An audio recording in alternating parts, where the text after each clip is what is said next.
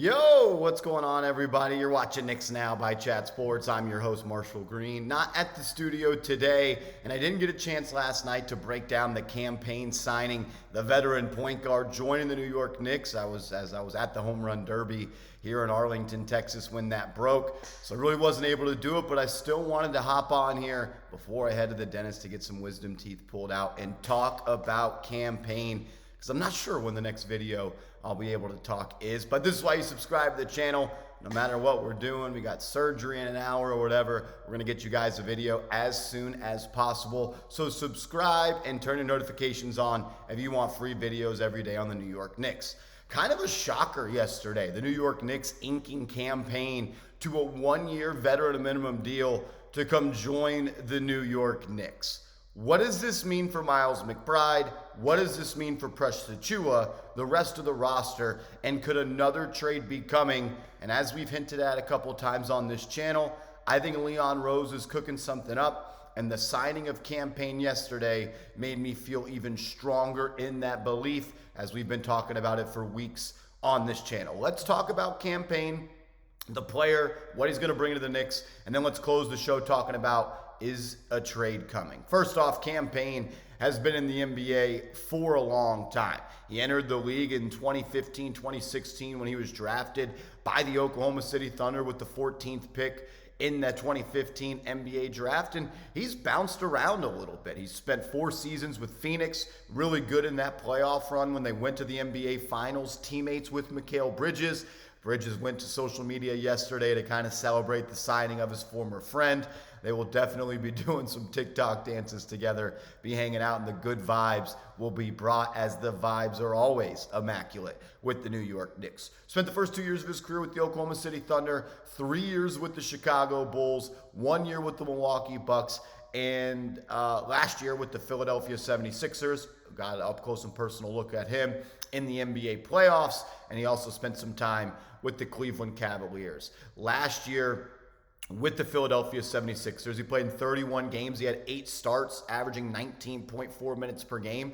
And he averaged 9.3 points per game, 3.1 assists, shot just 41% from the field, but 38% from 3. Cameron Payne has become a knockdown shooter in this league. You go back and look over, and I'll just look up the stats right here. Since this 2020 season, he is shooting 38% from 3 on 3.5 attempts. So he can get him up, he can knock him down, and he hit some pretty big shots in that playoff series for the Philadelphia 76ers. As I've got his game log pulled up right here, it just seemed like whenever Philly needed a bucket, Cameron Payne answered. And I remember that Game 3 game, same day of the NFL draft, that was a joke, that the Knicks ended up losing by 11 points to the Philadelphia 76ers. Cameron Payne was a +9 in that ball game. He had 11 points, 3 assists. He was 4-7 from the field, 3 of 4 from downtown. And the Game 5 win that they had, too, he was 2 of 5 from downtown. And he had 6 points to go with another 1 assist, 2 rebounds, and he had a steal as well in that Game 6 ball game where they did end up losing and the Knicks advanced because they were the better basketball team. But Cameron Payne, what is it going to bring to this team? Another point guard, another guy that you can really have run your offense when Jalen Brunson is not on the floor. Those 13 to 15 minutes a night when Brunson's resting or needs a night off or whatever it may be, you can have Cam go out there and somewhat run your offense. Is he going to do it at the same level of Jalen Brunson? Absolutely not. Not even close to the same player. There's a reason that he's signing a veteran minimum deal on July 15th. But a guy that you can trust to, one, keep a good pace at the game. He can, I would say, create for others. He can get in the paint. He can drive. He can kick. He's a skilled passer as well. Throughout his career, he averages 3.3 assists and 17.9 minutes per game. So the per 36 numbers, he's almost at 7 assists per game in 36 minutes. Another guy that Tom Thibodeau can trust with the ball in his hands. It's really all it is. I wonder how much of the rotation he'll be a part of. I assume to start the season, he'll be the first point guard off the bench alongside Dante DiVincenzo and Deuce McBride with Josh Hart and whoever your big man's going to be. We've always known that Tom Thibodeau has been a guy that's been reluctant to just throw the rookies into the fire right out of the gate. I thought Tyler Kolek, and I still do believe that Kolek can be that guy, but this kind of gives you a bridge option, kind of like a bridge quarterback in the NFL. Maybe Cam Payne is the first backup that Tom Thibodeau leans on in the early part of the season, and then as the season continues to roll on, there might be a passing of the guard and a handoff of that responsibility to Tyler Kolek. Look, Cam Payne, he's a veteran. He can run your offense. He can distribute. He can create for others. He's a solid playmaker. He's had some big moments in this league. You go and look at his playoff stats. He's played 58 playoff games, 6 starts. That run with Phoenix when they went to the NBA Finals, he appeared in 22 games, averaging 19 minutes per game, giving you 9 points per game, 3.2 assists.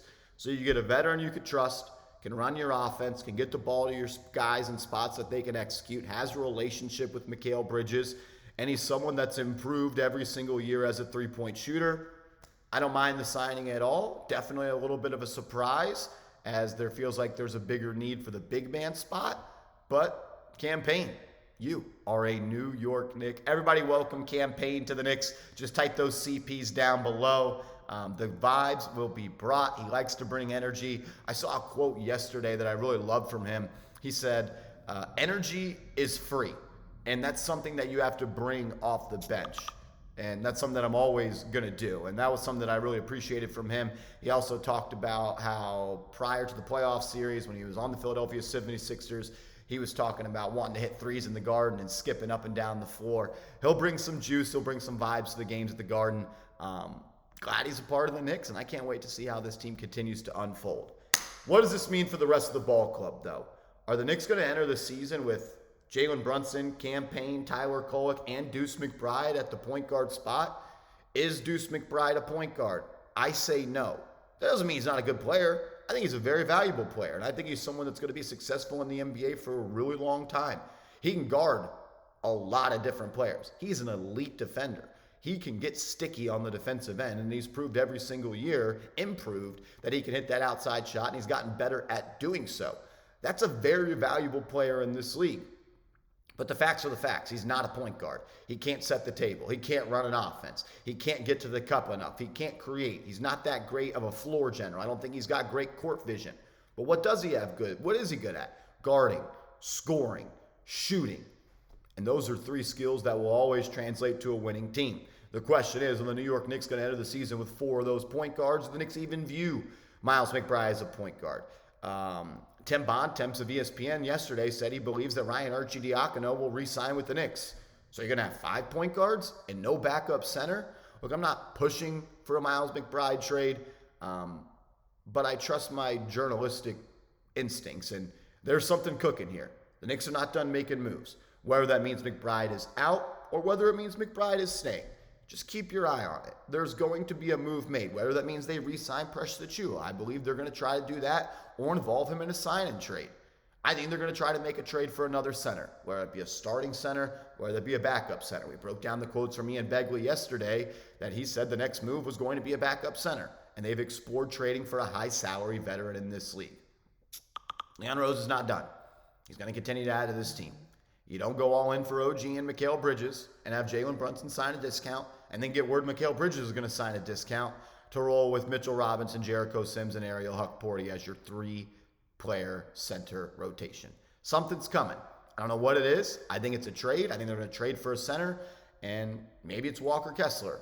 Maybe it's Nick Richards. Maybe it's Jalen Duren. Maybe they swing for the fences and go for somebody bigger. We've heard Karl Anthony Towns' name for years now at this point be linked to the Knicks.